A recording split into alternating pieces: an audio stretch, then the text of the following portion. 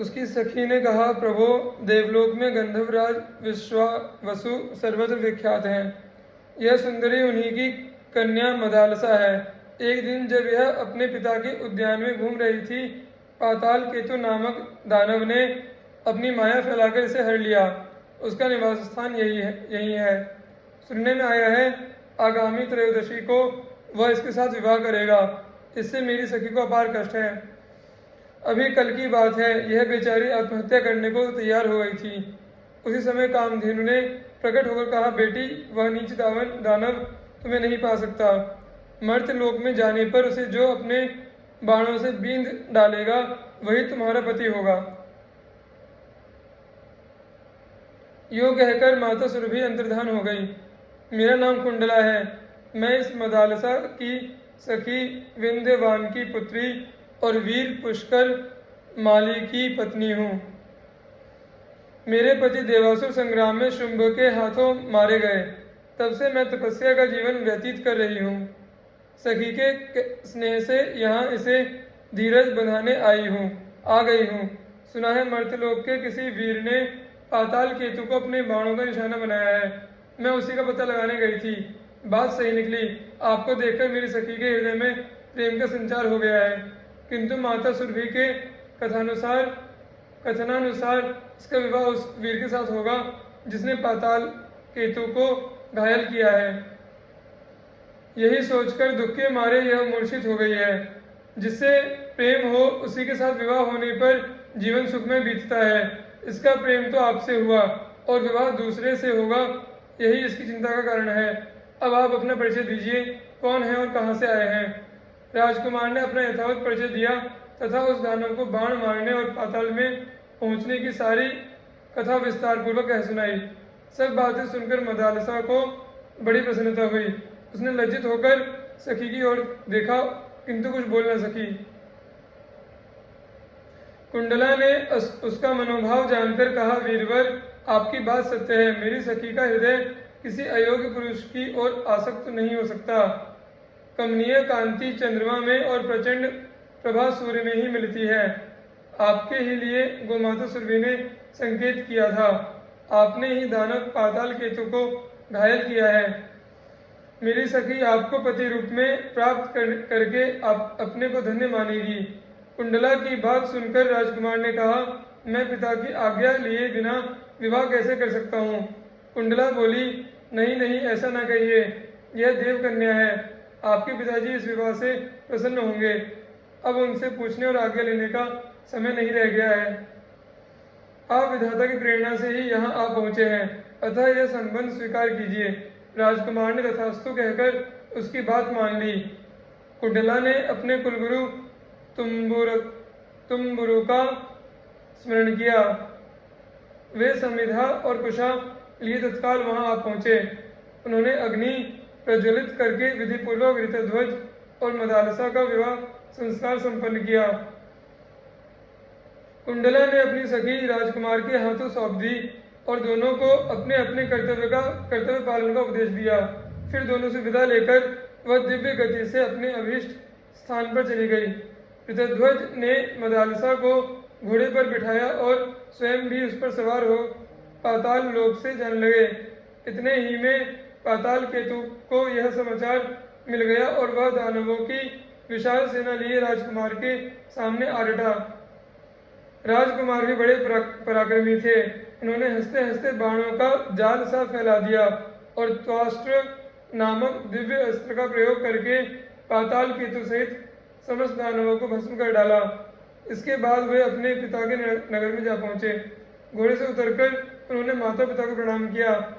मदालसा ने भी सास ससुर के चरणों में मस्तक झुकाया। ऋतध्वज के मुख से सब समाचार सुनकर माता पिता बहुत प्रसन्न हुए। उन्होंने पुत्र और पुत्रवधू को हृदय से लगाकर उनका मस्तक सूंघा। मदालसा पति गृह में बड़े सुख से रहने लगी।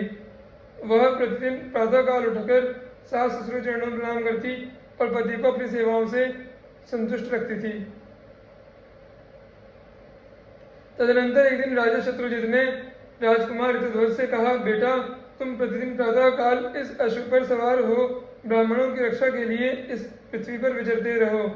राजकुमार ने बहुत अच्छा कहकर पिता की आज्ञा स्वीकार की। वे प्रतिदिन पूर्वाह्न में ही पृथ्वी की परिक्रमा करके पिता के चरणों में नमस्कार करते थे। एक दिन घूमते हुए वे यमुना तट पर आए। वे यमुना तट पर गए। वहां पाताल केतु का छोटा भाई ताल केतु आश्रम बनाकर मुनि के वेश में रहता था। राजकुमार ने मुनि जानकर उसे प्रणाम किया। वह बोला, राजकुमार, मैं धर्म के लिए यज्ञ करना चाहता हूँ, किंतु मेरे पास दक्षिणा नहीं है। तुम अपने गले का यह आभूषण दे दो और यहीं रहकर मेरे आश्रम की रक्षा करो। मैं जल के भीतर प्रवेश करके वरुण देवता की स्तुति करता हूँ, उसके बाद जल्दी ही लौटूंगा।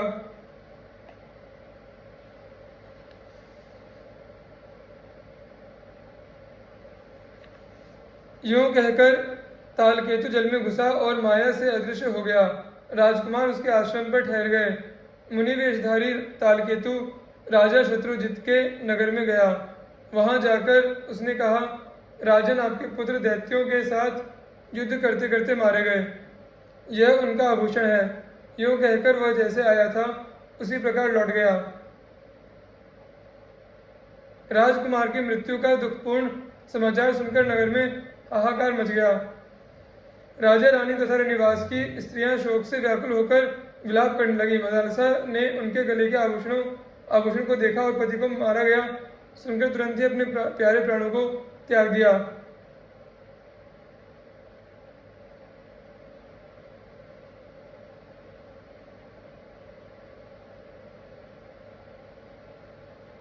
राजमहल का शोक दूना हो गया। राजा शत्रुजित ने किसी प्रकार धैर्य धारण किया और रानी तथा अंतःपुर के अन्य लोगों को भी समझा बुझाकर शांत किया। मदालसा का दाह संस्कार किया गया। उधर तालकेतु यमुना जल से निकलकर राजकुमार के पास गया और कृतज्ञता प्रकट करते हुए उसने उनको घर जाने की आज्ञा दे दी। राजकुमार ने तुरंत अपने नगर में पहुंचकर पिता माता को प्रणाम किया। उन्होंने पुत्र को छाती से लगा लिया और नेत्रों से आंसू बहाने लगे। राजकुमार को सब बातें मालूम हुई। मदालसा के वियोग से उनका हृदय रो उठा। उनकी दुनिया सूनी हो गई। उन्होंने मदालसा के लिए जलांजलि दी और यह प्रतिज्ञा की, मैं मृग के समान विशाल नेत्रों वाली गंधर्व राजकुमारी मदालसा के अतिरिक्त दूसरी किसी स्त्री के साथ भोग नहीं करूंगा। यह मैंने सर्वथा सत्य कहा है। इस प्रकार प्रतिज्ञा करके उन्होंने स्त्री संबंधी भोग से मन हटा लिया और समवयस्क मित्रों के साथ मन बहलाने लगे। इसी समय नागराज अश्वतर के 2 पुत्र मनुष्य रूप में पृथ्वी पर घूमने के लिए निकले। राजकुमार ऋतध्वज के साथ उनकी मित्रता हो गई। उनका आपस का प्रेम इतना बढ़ गया कि नागकुमार एक क्षण भी उन्हें छोड़ना नहीं चाहते थे। वे दिन भर पाताल से गायब रहते थे। एक दिन नागराज के पूछने पर उन्होंने ऋतध्वज का सारा वृत्तांत सुनाकर पिता से कहा, हमारे मित्र ऋतध्वज मदालसा के सिवा दूसरी किसी स्त्री को स्वीकार न करने की प्रतिज्ञा कर चुके हैं। मदालसा पुनः जीवित हो सके तो कोई उपाय करें। नागराज बोले, उद्योग से सब कुछ संभव है।